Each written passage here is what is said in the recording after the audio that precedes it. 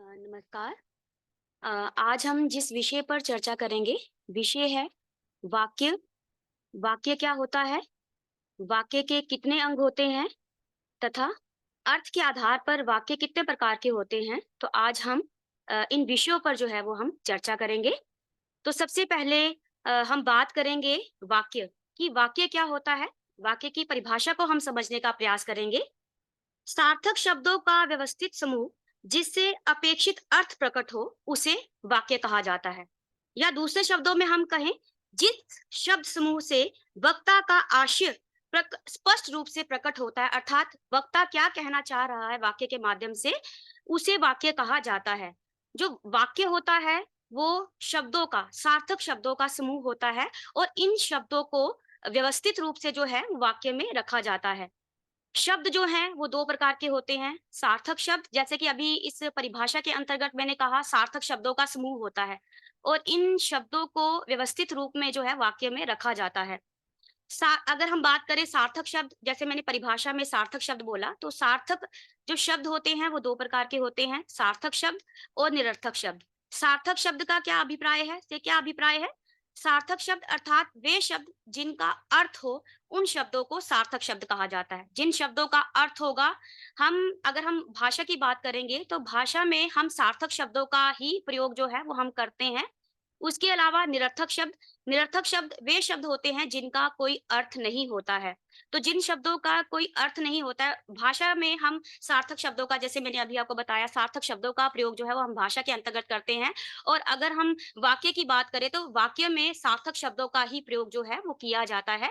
निरर्थक शब्दों का प्रयोग जो है अगर किया भी जाता है तो आपके ज्ञान के लिए कि जब भी हम निरर्थक शब्दों का प्रयोग करते हैं तो सबसे पहले हम सार्थक शब्द का इस्तेमाल करते हैं। उसके बाद हम निरर्थक शब्द का प्रयोग जो है वो अपनी बात के अंतर्गत जो है, अपने वाक्य में जो है निरर्थक शब्द का इस्तेमाल जो है वो हम करते हैं।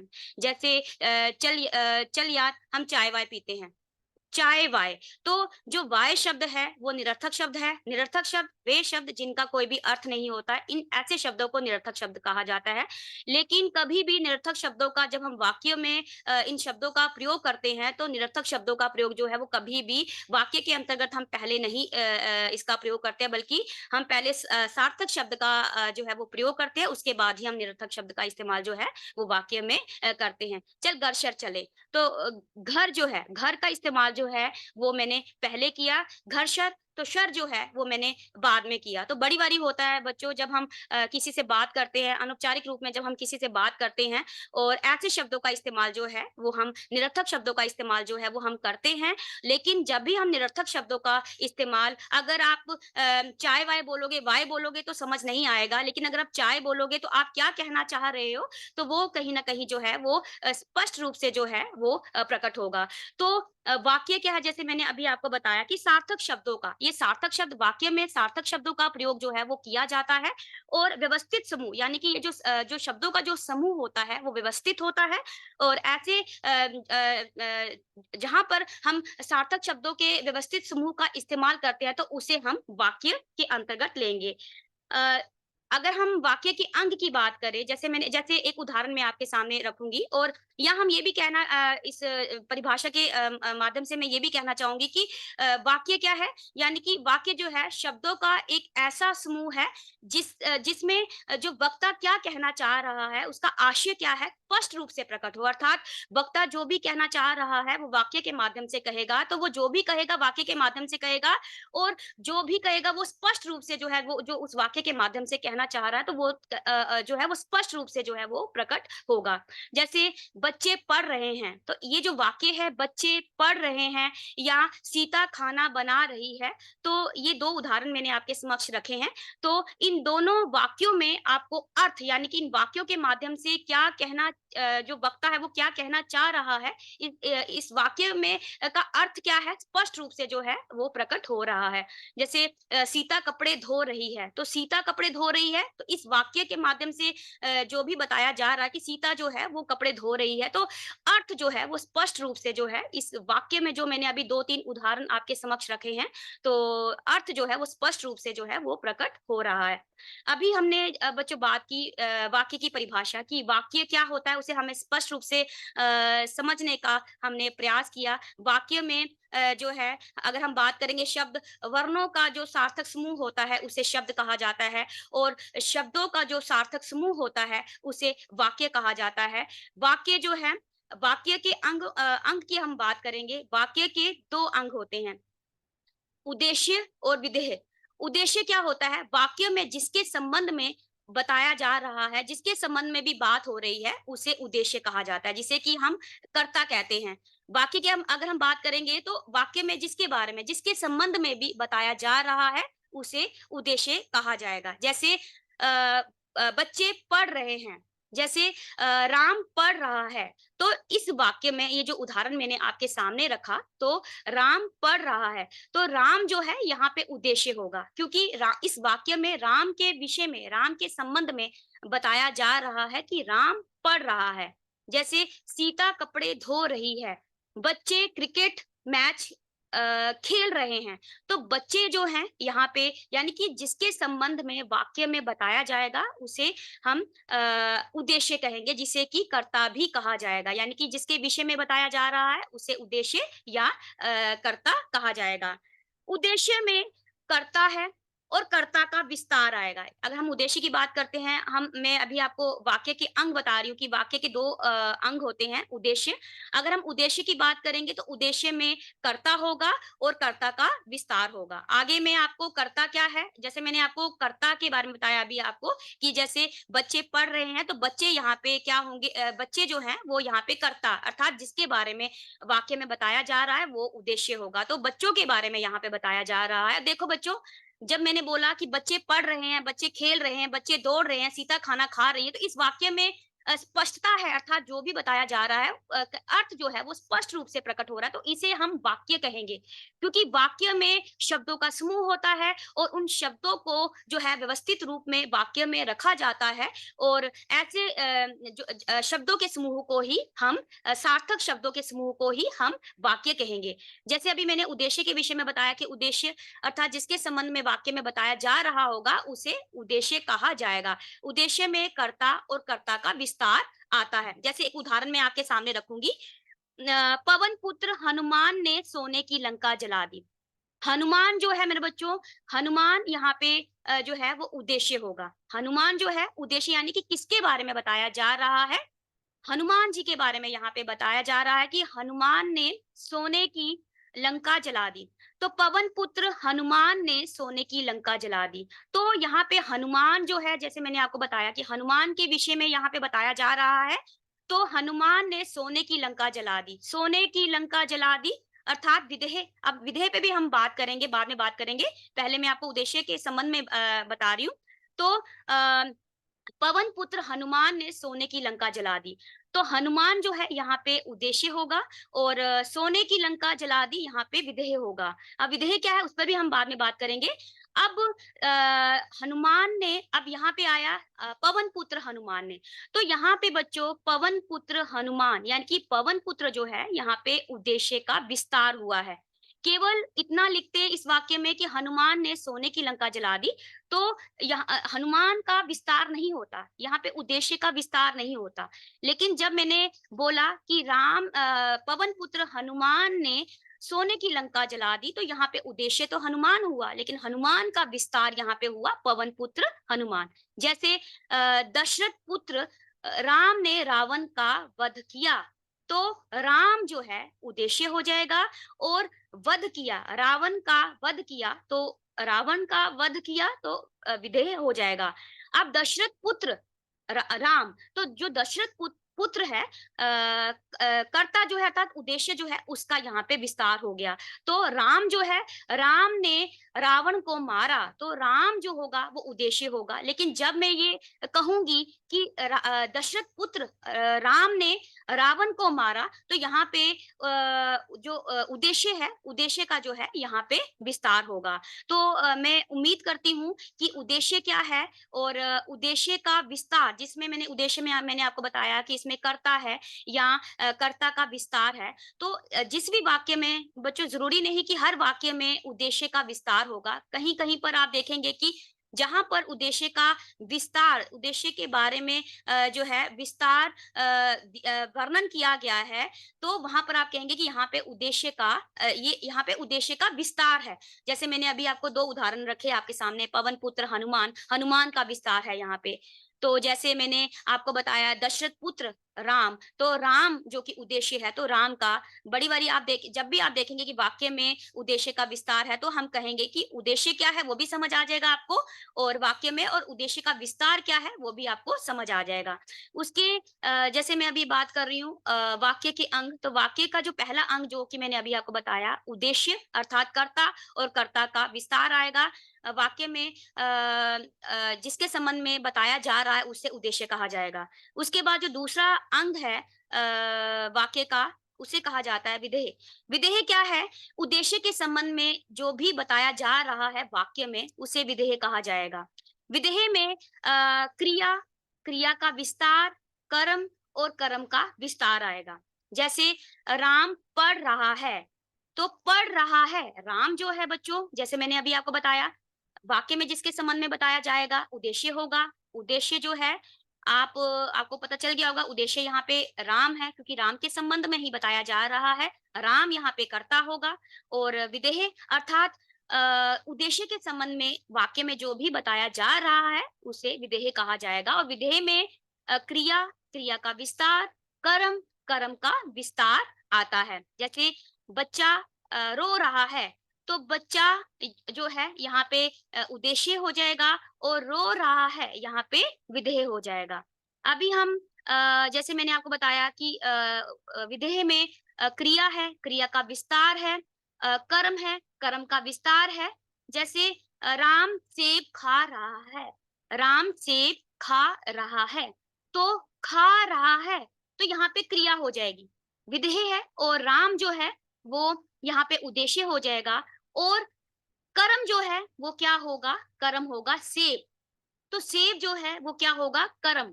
अब हम आगे बात करेंगे, आपके सामने मैं एक उदाहरण रखूंगी, कर्म का एक उदाहरण रखूंगी कि मैंने आपको बताया कि उद्देश्य में विधेय में जो है वो क्रिया, क्रिया का विस्तार, कर्म, कर्म का विस्तार आता है। तो अभी मैं आपके सामने एक दो उदाहरण, एक क्रिया का विस्तार और दूसरा कर्म का विस्तार आपको समझाने हेतु स्पष्टीकरण के लिए रखूंगी। जैसे एक उदाहरण आपके सामने, कवित्री महादेवी ने दीप शिखा नामक काव्य संग्रह लिखा।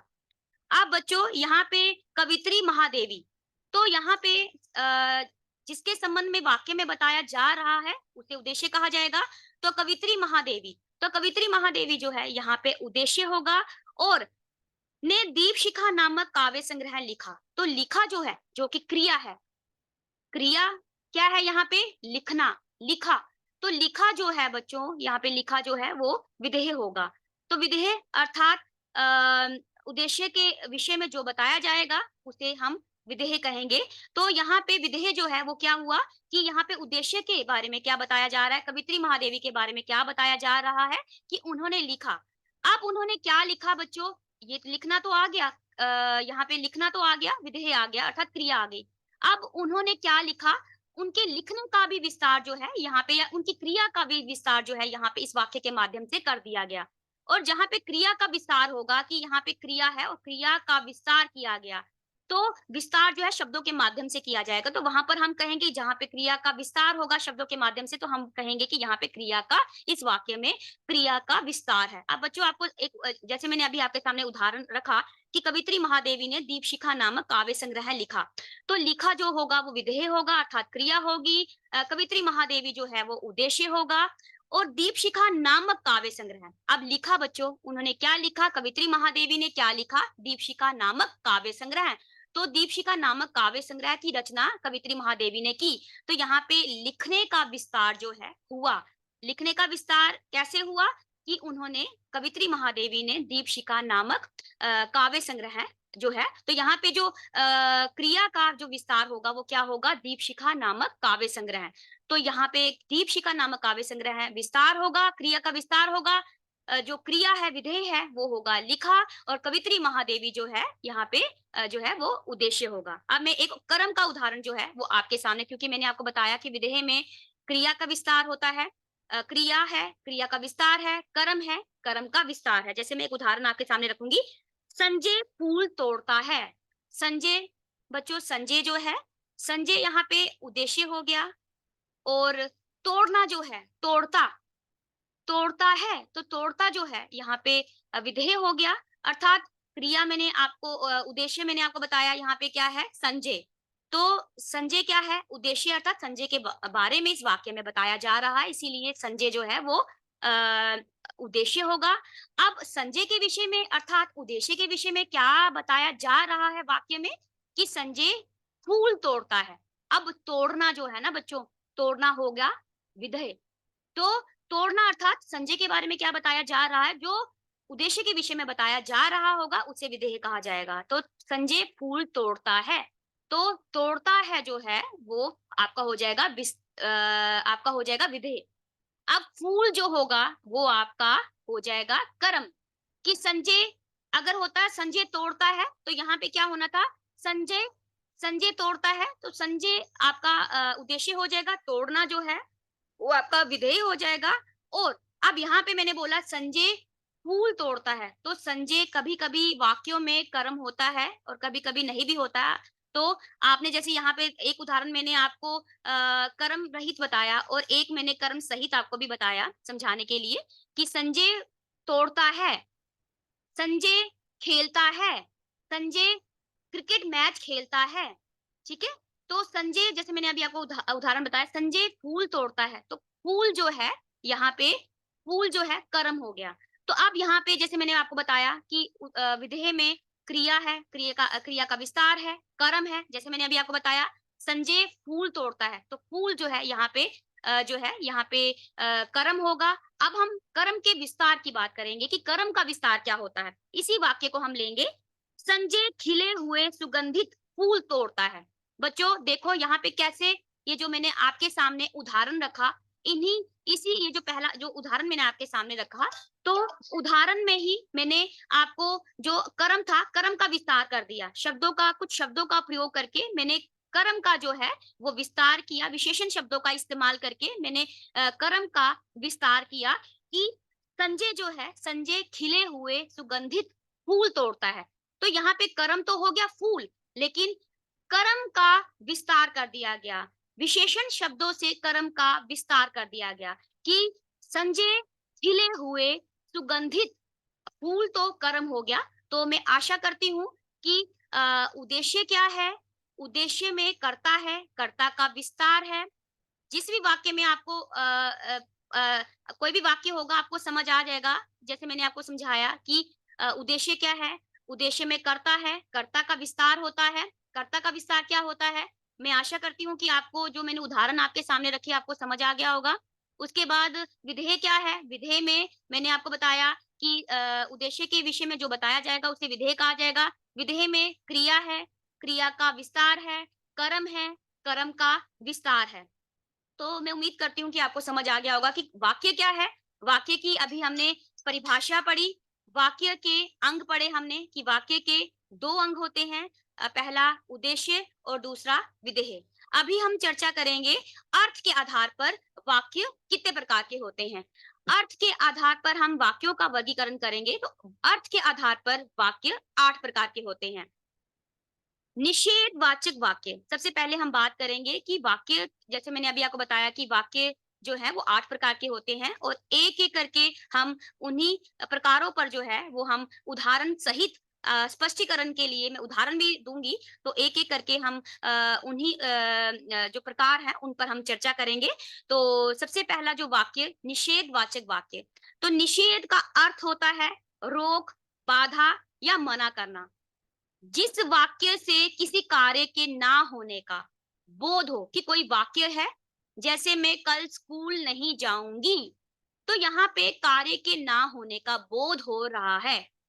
मैं स्कूल जाऊंगी, तो यहाँ पे कोई निषेध नहीं है, यहाँ पे किसी कार्य की मनाही या ना होने का बोध नहीं हो रहा है, कि मैं कल स्कूल जाऊंगी, मैं कल स्कूल नहीं जाऊंगी, कल मैं अभी बाजार नहीं जाऊंगी, तो नहीं है, ना है, ऐसे शब्दों का प्रयोग जो है निषेधवाचक वाक्य में किया जाता है, जहां पर ना हो, जहाँ पर नहीं हो, जहाँ पे किसी कार्य के ना होने का, ना करने का बोध हो, ऐसे वाक्य को हम जहाँ पे किसी कार्य का निषेध हो, जिस वाक्य में किसी कार्य के निषेध का बोध होगा, ऐसे वाक्य को हम निषेध वाचक वाक्य कहेंगे।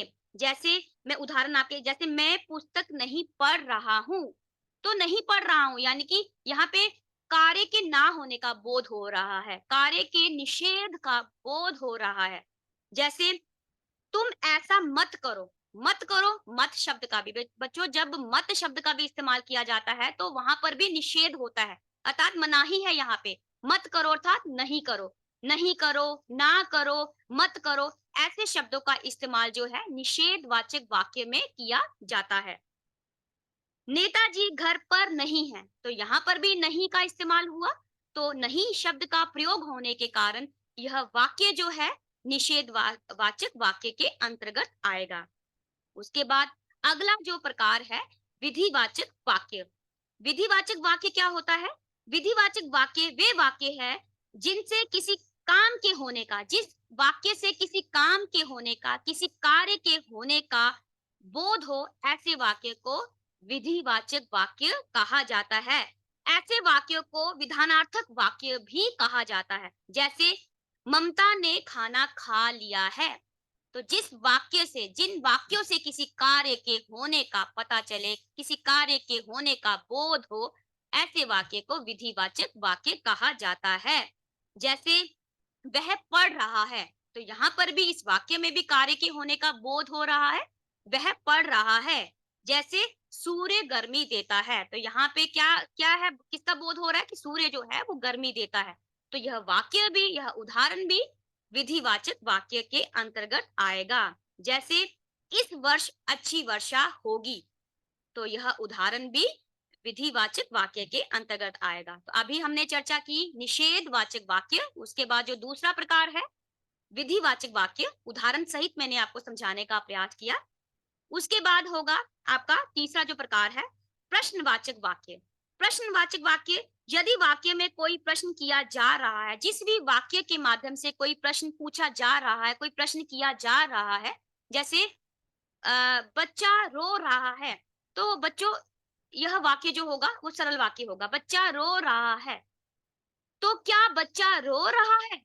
तो यहाँ पे आप देखेंगे कि जिस वाक्य में, जिस भी वाक्य के माध्यम से कोई प्रश्न पूछा जा रहा है, कोई प्रश्न किया जा रहा है, किसी प्रश्न का बोध होगा, ऐसे वाक्य को हम प्रश्नवाचक वाक्य कहेंगे। और ऐसे वाक्यों में हम ज्यादातर क्या, कैसे, क्यों, कब जैसे शब्दों का इस्तेमाल जो है हम करते हैं। जैसे कुछ उदाहरण जो है वो मैं और भी आपके समक्ष जो है वो मैं रखूंगी। जैसे क्या चाहिए, तो क्या शब्द का इस्तेमाल किया, तो क्या चाहिए, तो यह वाक्य जो है प्रश्नवाचक वाक्य है। जैसे कौन आया, क्या तुमने खाना खा लिया, क्या तुम बाजार गई थी, तो यह सारे यानी कि जितने भी उदाहरण मैंने आपके समक्ष अभी प्रश्नवाचक वाक्य के अंतर्गत रखे, तो ये सारे उदाहरण जो हैं प्रश्नवाचक वाक्य के उदाहरण हैं। आप देखेंगे कि जितने भी वाक्य हैं, जितने भी उदाहरण मैंने आपके सामने रखे, तो इन वाक्यों के माध्यम से कोई ना कोई प्रश्न जो है वो किया जा रहा है। तो जिस वाक्य के माध्यम से कोई प्रश्न किया जाएगा या कोई प्रश्न पूछा जा रहा है या कोई किसी प्रश्न का बोध होगा, तो ऐसे वाक्य को हम प्रश्नवाचक वाक्य कहेंगे। और जब हम प्रश्न वाक्य लिखते हैं बच्चों, तो आपको पता होगा कि प्रश्न बोधक चिन्ह का इस्तेमाल जो है वो किया जाता है। तो जब जब कभी भी मुझे अवसर मिलेगा तो मैं विराम चिन्हों पर भी जो है वो चर्चा करूंगी। तो जो प्रश्नवाचक वाक्य होता है, तो जब प्रश्नवाचक वाक्य समाप्त हो जाता है, तो समाप्ति पर हम वाक्य की समाप्ति पर प्रश्नवाचक वाक्य की समाप्ति पर हम प्रश्नबोधक चिन्ह का प्रयोग जो है वो हम करते हैं। अ, वे क्यों चिल्लाए? एक उदाहरण मैं और आपके सामने रखूंगी। वे क्यों चिल्लाए? तो यहाँ पे भी प्रश्न बच्चों, इस वाक्य के माध्यम से भी प्रश्न किया गया है कि वे क्यों चिल्लाए? चौथा प्रकार जो है विस्मयादि बोधक वाक्य। विस्मयादि अर्थात विस्मय आदि, अर्थात विस्मय के अलावा, जैसे जिस वाक्य के माध्यम से बेटा, जिस वाक्य के माध्यम से भावों की घृणा भाव है, हर्ष भाव है, ग्लानि भाव है, जुगुप्सा भाव है या हर्ष भाव है, इत्यादि भाव जो हैं की अभिव्यक्ति हो, विस्मय भाव है। तो जहाँ पर जिस वाक्य के माध्यम से हर एक वाक्य में भाव अभिव्यक्त नहीं होंगे, तो जिस भी वाक्य में भावों की अभिव्यक्ति होगी, भाव जिस वाक्य में प्रकट होंगे, उस वाक्य को हम विस्मयादि अ, वाक्य कहेंगे। और आपके ज्ञान के लिए मैं बताना चाहूँगी कि जो विस्मयादि वाक्य होता है, अंत में विस्मयादि बोधक चिन्ह का प्रयोग जो है, वो किया जाता है कि जो भी वाक्य विस्मयादि वाक्य होता है, तो अंत में विस्मयादि बोधक चिन्ह का प्रयोग जो है, वो लगाना अनिवार्य हो जाता है।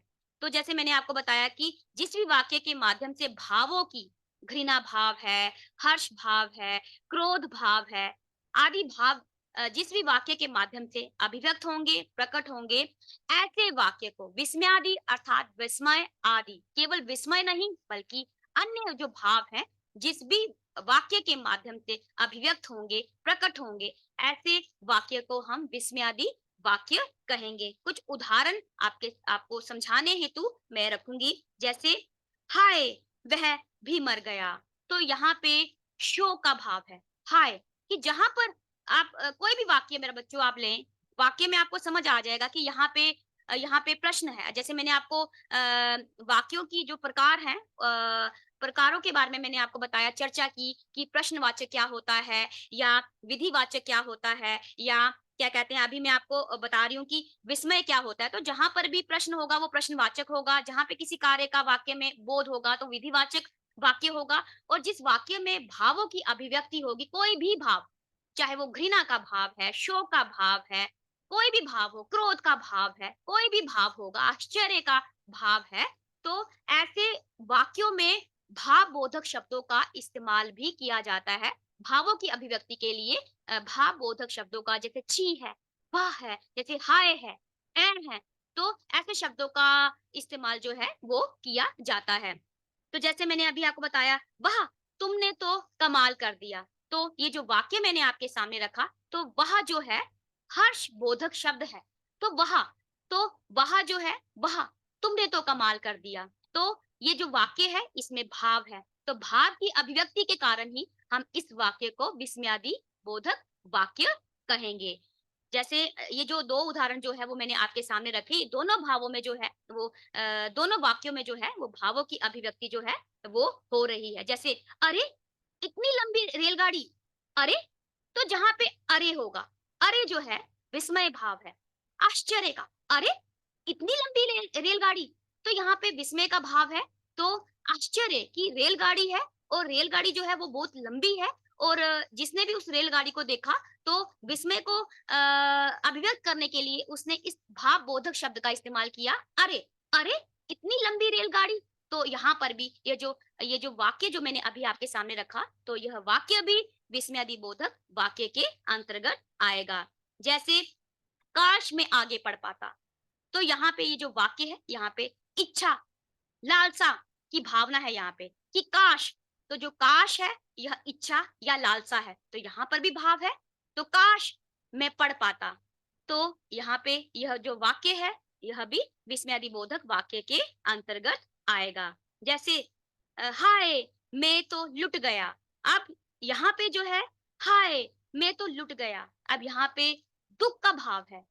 तो यहाँ पे विस्मयादि बोधक पुनः दोहराऊंगी बच्चों कि विस्मयादि बोधक वाक्य क्या है कि जिस वाक्य में भाव की अभिव्यक्ति होगी, जिन वाक्यों में भावों की अभिव्यक्ति हो रही है या भाव प्रकट हो रहा है, वो कोई भी भाव हो सकता है, तो ऐसे वाक्य को हम विस्मयादि बोधक, मैंने बहुत सारे उदाहरण जो हैं आपको समझाने के लिए जो है वो उदाहरण आपके सामने रखे और बहुत सारे आपको उदाहरण और भी मिल जाएंगे जब आप अपनी व्याकरण की पुस्तक देखेंगे, आपको इसके अलावा भी बहुत सारे अन्य उदाहरण जो हैं वो आपको मिल जाएँगे, क्योंकि व्याकरण एक ऐसा विषय है जिसमें आपको जो है वो अभ्यास करना है और जब आप इस विषय पर जब आप मैंने आपको अभी मैं समझा रही हूँ, आपको पढ़ा रही हूँ, इस विषय पर चर्चा हो रही है, तो इसके बाद आप जो है आप अपनी व्याकरण की पुस्तक देखेंगे और वहाँ पर इस विषय पर दिया होगा, तो आपको इसके अलावा और भी उदाहरण जो हैं वो मिल जाएँगे। केवल आपको जो है पता होना चाहिए, जैसे मैंने विधिवाचक बताया, प्रश्नवाचक बताया, विस्मयादि बोधक वाक्य बताया।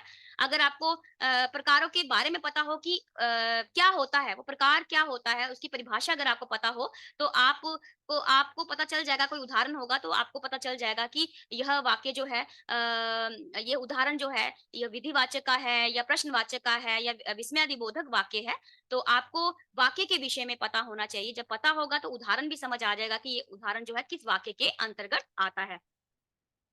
आज्ञावाचक वाक्य। आज्ञावाचक वाक्य क्या होता है? अभी हम उस पर चर्चा करेंगे। यदि वाक्य में वक्ता का उद्देश्य आज्ञा या अनुमति देना हो, बेटा आज्ञा अर्थात जहाँ पर वाक्य में आज्ञा, वक्ता का उद्देश्य जो है वो आज्ञा देना होगा, जहाँ पे आज्ञा होगी या अनुमति देना होगा, वक्ता का जो उद्देश्य होगा वो आज्ञा देना या अनुमति देना होगा, तो ऐसे वाक्य को हम आज्ञासूचक या आज्ञावाचक वाक्य कहेंगे। जैसे कुछ उदाहरण जो हैं, जहाँ पर आज्ञा होगी, अनुमति होगी, वक्ता आज्ञा या कोई अनुमति दे रहा है, जिस वाक्य में आज्ञा या अनुमति का बोध होगा, तो ऐसे वाक्य को हम आज्ञासूचक या आज्ञा को सूचित कर रहा है ऐसा वाक्य, तो आज्ञासूचक या आज्ञावाचक वाक्य हम कहेंगे। जैसे तुम पढ़ने जाओ, तो यहाँ पे आज्ञा दी जा रही है, ठीक है? तुम पढ़ने जाओ, कुछ उदाहरण मैं आपके सामने रखूंगी, आज्ञासूचक या आज्ञावाचक वाक्य के कुछ उदाहरण जो है वो मैं आपके समक्ष रखूंगी। तुम पढ़ने जाओ, जैसे आप चुप रहिए, तुम घर चले जाओ, पुस्तकें अलमारी में रखो, कल दिल्ली चले जाओ, नियमों का पालन करो। तो बच्चों, ये जितने भी उदाहरण मैंने आपके सामने रखे, ये सारे उदाहरण जो हैं आज्ञावाचक या आज्ञासूचक वाक्य के अंतर्गत आते हैं। संदेहवाचक वाक्य। संदेहवाचक वाक्य क्या होता है? अभी हम उस पे चर्चा करेंगे। जिस वाक्य से संदेह या संभावना का बोध होगा, मेरे बच्चों, जिस भी वाक्य में संदेह है कि ये वाक्य है और इस वाक्य में संदेह है या संभावना का बोध होगा, ऐसे वाक्य को हम संदेहवाचक वाक्य कहेंगे। जैसे शायद मुझे पुरस्कार मिल जाए। अब यहाँ पे शायद शब्द का इस्तेमाल किया जा रहा है, तो यहाँ पे संभावना है, मिल भी सकता है और नहीं भी मिल सकता। तो जहाँ पे जिस वाक्य में संभावना पाई जाए, जिस वाक्य में संदेह का बोध होगा, ऐसे वाक्य को हम संदेहवाचक वाक्य कहेंगे। कुछ उदाहरण मैं आपके सामने और रखती हूँ।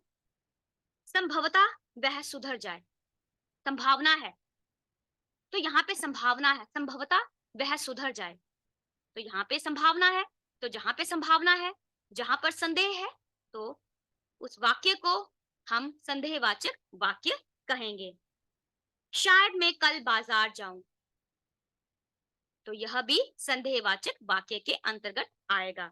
जैसे आज वर्षा हो सकती है, हो भी सकती है, नहीं भी हो सकती है, तो यह वाक्य जो है संदेहवाचक वाक्य के अंतर्गत आएगा। वर्षा के आसार हैं, वर्षा हो भी सकती है, नहीं भी हो सकती है, तो वर्षा के आसार हैं।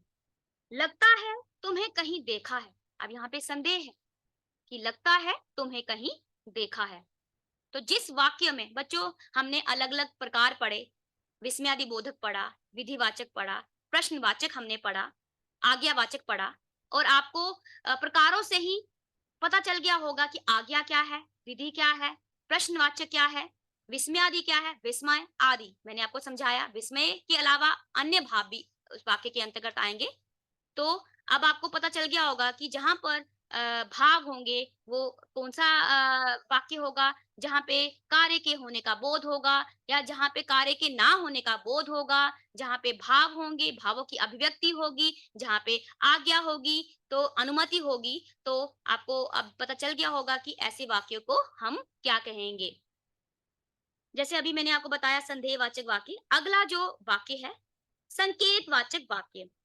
यदि वाक्य में एक क्रिया का होना दूसरी क्रिया पर निर्भर करे, अगर कोई वाक्य है बच्चों और वाक्य में एक क्रिया का होना दूसरी क्रिया पर निर्भर करे, जब तक एक क्रिया नहीं होगी तब तक दूसरी क्रिया भी नहीं होगी।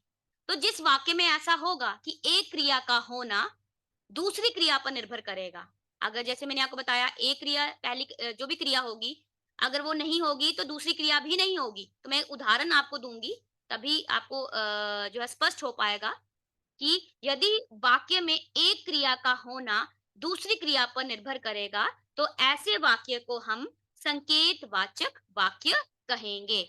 ऐसे वाक्य को हम संकेतार्थक वाक्य भी कहते हैं। संकेतार्थक वाक्य या संकेतवाचक वाक्य, जहां पर जिस वाक्य में एक क्रिया का होना दूसरी क्रिया पर निर्भर करे, ऐसे वाक्य को संकेतवाचक या संकेतार्थक, संकेत है तो संकेतार्थक या संकेतवाचक वाक्य कहेंगे। कुछ उदाहरण आपको समझाने के लिए मैं रखूंगी, जैसे वर्षा होती तो फसल अच्छी होती।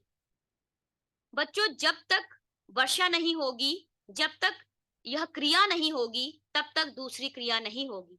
यानी कि एक क्रिया का होना दूसरी क्रिया पर निर्भर कर रहा है। अभी मुझे लगता है इस उदाहरण से ही आपको स्पष्ट हो गया होगा कि मैं क्या जो है वो बताना चाह रही हूँ, समझाना चाह रही हूँ कि यदि वर्षा होती या वर्षा होती तो फसल अच्छी होती। तो जब तक वर्षा नहीं होगी तो फसल अच्छी नहीं होगी। तो वर्षा होगी तभी फसल होगी। तो जैसे मैंने आपको बताया, एक क्रिया का होना दूसरी क्रिया पर निर्भर करे।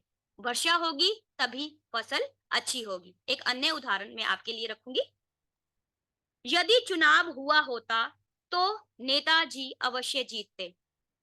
तो एक क्रिया का होना दूसरी क्रिया पर निर्भर करे। जब तक चुनाव नहीं होगा तब तक कोई भी नहीं जीत सकता। तो जीतने के लिए चुना चुनाव का होना जरूरी है। तो एक क्रिया का होना दूसरी क्रिया पर निर्भर करेगा। चुनाव होगा तभी नेताजी जीतेंगे। यदि चुनाव हुआ तो नेताजी अवश्य जीतेंगे। तो चुनाव होगा तभी नेताजी जीतेंगे। यदि बादल उमड़ेंगे तो वर्षा भी होगी। बादल बरसेंगे, बादल उमड़ेंगे तभी वर्षा होगी। जब तक बादल नहीं उमड़ेंगे तब तक वर्षा नहीं होगी। यदि औषधि लोगे तो ठीक हो जाओगे। यदि औषधि लोगे तो ठीक हो जाओगे। तो ठीक होने के लिए औषधि, जो व्यक्ति बीमार है उसको अगर ठीक होना है तो उसके लिए उसको औषधि लेनी है। तो जब तक औषधि नहीं ली जाएगी तब तक बीमार व्यक्ति जो है वो ठीक नहीं हो सकता। अर्थात उसके लिए औषधि लेना जरूरी है। तो ठीक तभी होगा जब औषधि ली जाएगी। यानी कि पहली एक क्रिया के का होना जो है वो दूसरी क्रिया पर निर्भर कर रहा है। तो मैं उम्मीद करूंगी बच्चों कि जिन प्रकारों पे वाक्य के रचना के अर्थ के आधार पर हमने जो है वाक्य के प्रकारों को हमने पढ़ा। मैं पुनः उन प्रकारों पर जो है वो दोहराऊंगी कि अर्थ के आधार पर, जैसे मैंने बताया कि अर्थ के आधार पर जो है वो वाक्य जो है वो 8 प्रकार के होते हैं। विधिवाचक वाक्य, निषेधवाचक वाक्य, प्रश्नवाचक वाक्य, विस्मयादि बोधक वाक्य, आज्ञावाचक वाक्य, संदेहवाचक वाक्य, संकेतवाचक वाक्य। उदाहरण सहित मैंने आपको समझाने का प्रयास किया और मैं उम्मीद करती हूँ कि आपको मैंने आज जो भी समझाया आपको समझ आ गया होगा। आज हमने चर्चा की वाक्य, वाक्य की परिभाषा कि वाक्य क्या है। वाक्य में हमने सार्थक शब्दों को पढ़ा। जिन शब्दों का अर्थ होता है उन्हें सार्थक शब्द कहा जाता है। निरर्थक शब्द जिनका कोई भी अर्थ नहीं होता है, ऐसे शब्दों को, और हम निरर्थक शब्दों का भी जब हम किसी से बात करते हैं, आप भी जब बात करते हो किसी से या जब मैं भी किसी से बात करती हूँ, तो मैं भी बड़ी-बड़ी जो है ऐसे शब्दों का, निरर्थक शब्दों का इस्तेमाल जो है वो करती हूँ। लेकिन जब भी मैंने आपको बताया आपकी जानकारी के लिए कि जब भी हम निरर्थक शब्दों का इस्तेमाल करते हैं, तो पहले हम सार्थक शब्द का इस्तेमाल करते हैं, उसके बाद ही हम निरर्थक शब्द का इस्तेमाल जो है, वो अपनी बात के अंतर्गत करते हैं। तो वाक्य, वाक्य की परिभाषा, सार्थक शब्द क्या होते हैं, निरर्थक शब्द क्या होते हैं, वाक्य के अंग, वाक्य के अंग में हमने पढ़ा, उद्देश्य क्या होता है, उद्देश्य में हमने कर्ता, कर्ता का विस्तार, उदाहरण सहित मैंने आपको समझाने का प्रयास किया। उसके बाद विधेय क्या होता है, जिसमें क्रिया है, क्रिया का विस्तार है, कर्म है, कर्म का विस्तार है, उस पर हमने विस्तार पूर्वक हमने चर्चा की। उसके बाद हमने अर्थ के आधार पर वाक्य कितने प्रकार के होते हैं, जैसे मैंने आपको बताया। व्याख्यान के अंत में भी मैंने उन प्रकारों के बारे में आपको बताया कि अर्थ के आधार पर वाक्य जो हैं 8 प्रकार के होते हैं। और उदाहरण सहित आपको मैंने समझाने का प्रयास किया और मैं उम्मीद करती हूँ आपको आज का मेरा व्याख्यान जो है वो अच्छे से समझ आ गया होगा। धन्यवाद।